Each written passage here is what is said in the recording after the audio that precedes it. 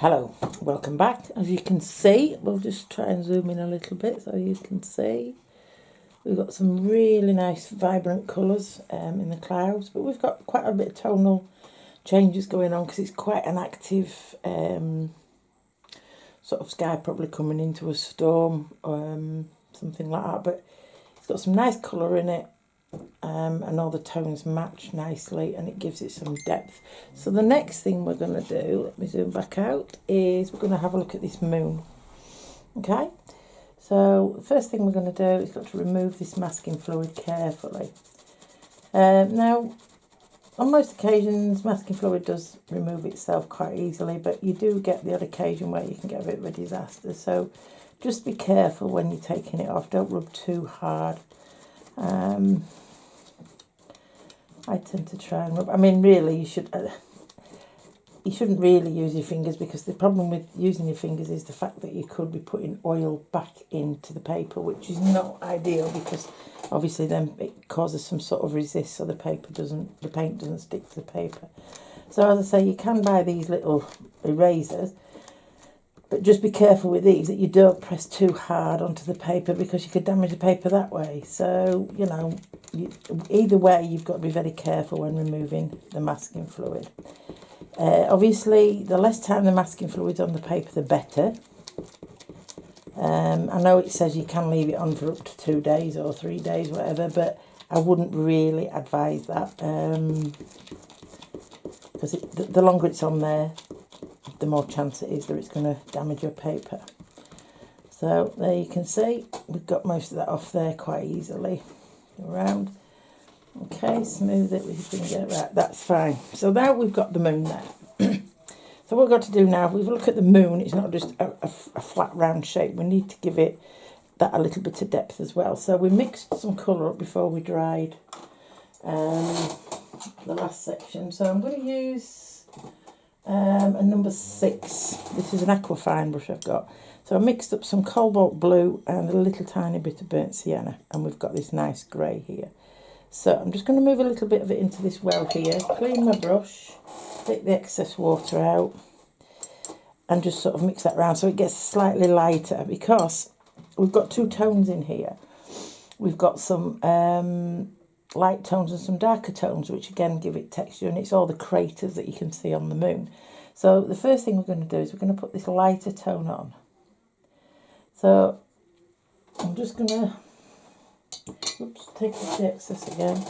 So I'm just going to pick some of this up. Now I'm trying to go round in the, so all I'm doing is just doing some rough shapes like this, leaving quite a lot of the white of the paper as well. And I'm doing it in the shape of form, so you want it to look round like that, so not as many, it's lighter on the top as such, so that can be the centre. So I'm just sort of pulling these shapes, if you look, away from the centre, and just making little sort of shapes as you would imagine the craters on the moon would look like. Okay, so that's that one. Okay, clean my brush. Now I'm going to go back into there again, really give it a good mix so all those pigments mix up. Take all the excess paint off there, and then what I'm going to do is I'm just going to add in some bigger craters, the darker colour.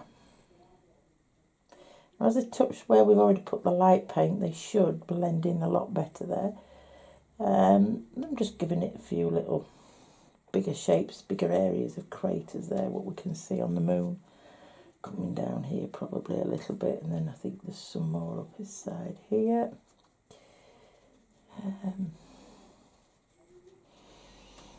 Fetch some around this side here.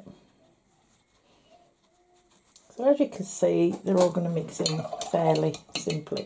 So I'm just going to give the brush a good clean, and I'm taking off the excess and pulling. So taking the excess water out. So this is a couple of areas where I've got some hard edges and I don't want them. If I just tap along my brush and smooth them away. And there we go. They'll blend in to the background. We could do with some hard edges, but we don't want a lot. Okay. And that's the moon. So let that dry and then we're going to discuss the trees. So we'll come back in a bit when that's dried and start on the trees. Okay, see you in a bit.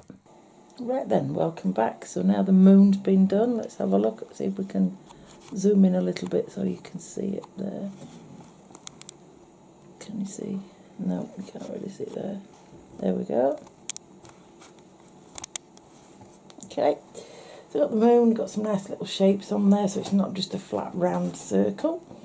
So now we're going to attack these trees. So we've got some of the trees coming over the moon and the rest going over this area. Now the trees are in silhouette, and we're going to need quite a bit thicker paint. So I've started to do a mix. So because I want it dark, I'm going to use plenty of this, the French ultramarine. Okay, so I've got a nice rich colour there.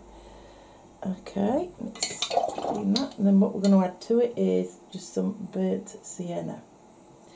Now by adding burnt sienna, I'm going to get quite a very, very dark colour, which is going to be near enough, as close as you're going to get to a dark brown or black as a natural colour, rather than using a false black. You could use a false black if you wanted, but I personally don't like them.